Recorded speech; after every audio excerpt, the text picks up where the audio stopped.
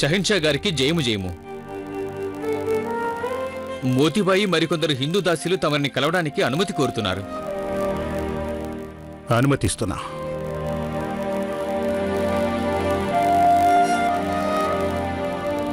ప్రణామాలు షహన్షా.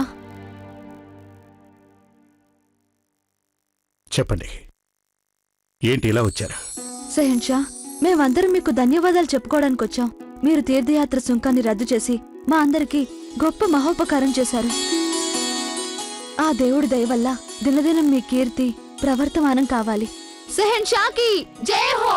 మన ప్రియతమ షహన్షా జిందాబాద్! షహన్షా, ఇప్పుడు జోధారాణి ఇక్కడ గనుకుండుంటే ఈ వార్త విని ఎంతో సంతోషించుండేవారు. తనిప్పుడు ఇక్కడ లేదు అన్నది మా బాధ కూడా మోతీబాయి.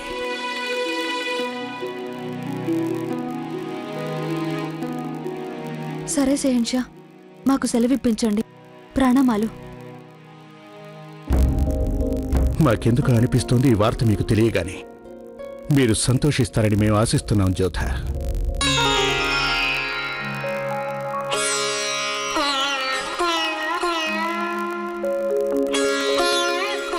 సోదమ్మ గారు, ఇదిగోండి ప్రసాదం.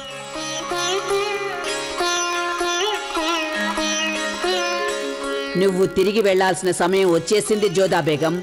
అవును, ఇక్కడ మా పూజలు ముగిసిపోయాయి. ఇప్పుడిక మహల్కిగా వెళ్ళాలి. నువ్వు సరిగ్గా విన్నట్టుగా లేదు. నేను నిన్ను జోదా బేగం అనే అన్నాను, యువరాణి జోదా అనలేదు.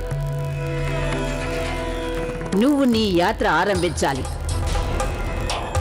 నీ రాజ్యం ప్రజలు కూడా ఇప్పుడు నిర్విఘ్నంగా తీర్థయాత్రలకు వెళ్ళవచ్చు. నాకేం అర్థం కాలేదు.